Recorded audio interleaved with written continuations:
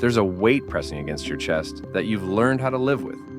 You don't announce it, you don't dramatize it, you don't even give it a name. You tuck it away, adjust your posture around it, and keep going. And before you instinctively downplay it, before you convince yourself it's nothing or turn it into a joke so it feels safer to carry, pause for a second. Let this land.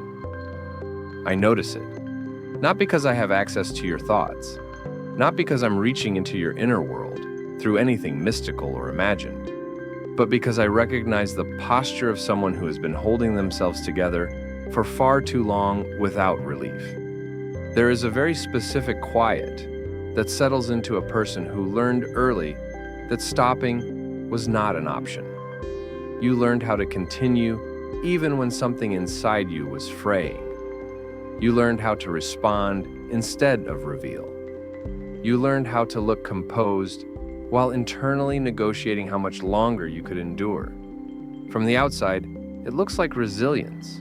From the inside, it feels like restraint. Somewhere beneath the routines, beneath the roles you fulfill so efficiently, there's been a truth hovering, unspoken, barely acknowledged. Not shouted, not confessed. Just quietly felt. A sense that something is wearing thin. That the strength you've relied on has been stretched past its original shape. You didn't allow yourself to dwell on it. You barely let it form into language. But you noticed it in the still hours, when nothing was demanding your attention and your thoughts refused to settle. You noticed it in the way fatigue settled deeper than sleep could reach, in the way hope sometimes flickered instead of burned, in the way motivation felt less like an engine and more like a distant memory. And before you dismiss that awareness as weakness, I need you to hear this clearly. What you're experiencing is not an ending. It is not collapse. It is the edge of a threshold you haven't crossed yet. There's a difference between being finished and being at the point where something must change. And you are not finished. You are not standing at the closing scene of your life. You are standing at the moment where the old way of surviving can no longer carry you forward. The version of you who existed before this season would not have lasted here. That earlier self would have cracked under the weight you're holding now. But something in you adapted, quietly, without ceremony. You became more measured, more discerning, less reactive. You stayed when leaving would have felt simpler. You endured when retreat looked like mercy. And you did it without applause, without witnesses, without anyone fully understanding the cost of what you were carrying. What you feel right now deserves to be acknowledged without being minimized. The tiredness is real. The desire for silence is real. The longing for a moment where nothing needs anything from you is real. None of that disqualifies you from strength. It confirms it. But there is an important distinction that has likely been blurred for you. Surrender is not the same as rest.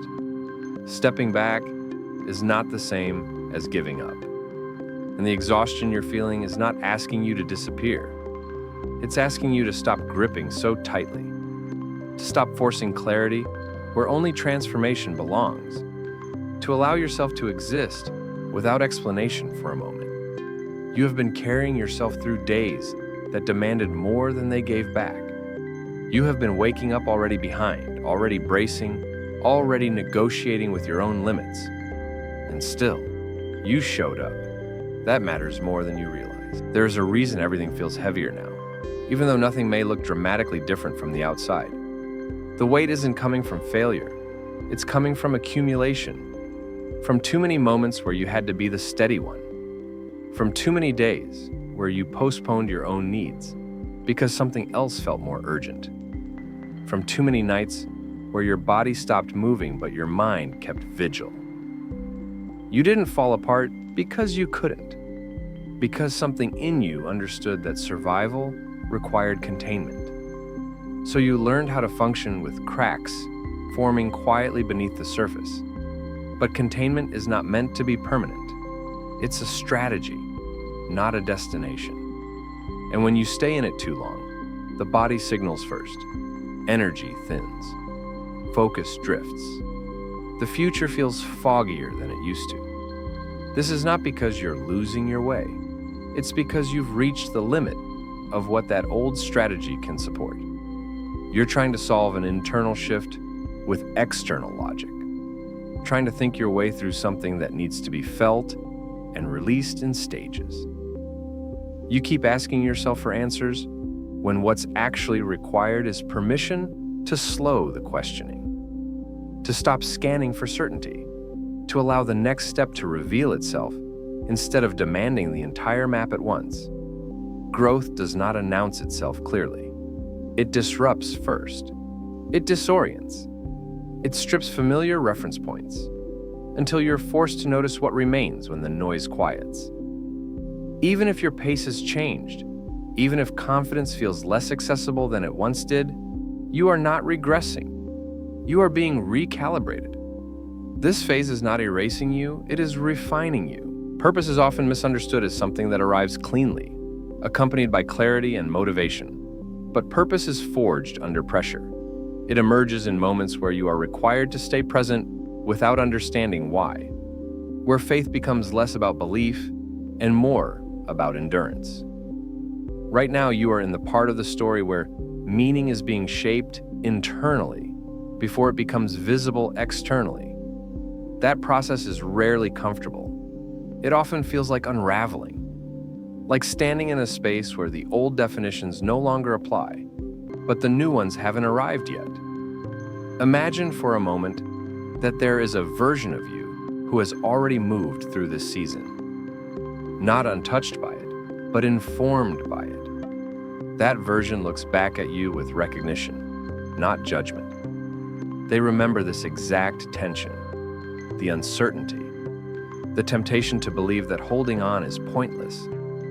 They are not rushing you forward. They are simply waiting because they know this moment was necessary. This heaviness is not a punishment. It's a passage, a narrowing that precedes expansion. The universe does not bring you to the edge to watch you fail. It brings you there to stretch your capacity, to make room for something your earlier self could not have held without breaking. When it feels like you're about to reach your limit, that sensation is not signaling collapse. It's signaling opening. Something is loosening. Something is shifting its center of gravity. And once that shift completes, once resistance gives way to breath, you will understand why this phase demanded your patience instead of your performance. You did not endure everything you've endured just to stop here. You didn't navigate years of internal resistance, self-doubt, and quiet perseverance only to abandon the story at the point where it begins to turn. The storms you survived were not random. They trained you. The silence you learned to sit with sharpened you. The moments where you almost gave up but didn't rewire something fundamental inside you. Those moments were seen. They mattered. And they are directly connected to why you are being guided differently now. There will come a moment, closer than you think, where the mental noise softens, where the pressure loosens its grip, where the air around your life feels less dense. When that happens, you'll look back at this version of yourself with gratitude. Not because it was graceful, but because it was honest. Because something in you refused to let despair write the final sentence. You stayed without certainty. You continued without reassurance. And that choice, quiet as it was, altered the trajectory of what comes next. This is not about forcing optimism. It's about recognizing that rest is an act of alignment, not abandonment. You are allowed to pause. You are allowed to exhale. You are allowed to stop proving your endurance, but you are not meant to disappear from your own life. Not now. Not here. Not at this point in the unfolding. So do this gently, without turning it into another demand. Breathe. Release the tension you've been carrying in places you stopped noticing. Let your body know it doesn't have to stay braced for a moment. And then give yourself permission to name the truth you've been holding quietly. Not as a confession, but as a vow. Write it. See it. Let it exist outside the swirl of your thoughts. I am tired, but I am not done. Let that sentence stand as a boundary, as a declaration that says you will bend without disappearing, that you will rest without retreating, that you will pause without erasing yourself from the story you're still living.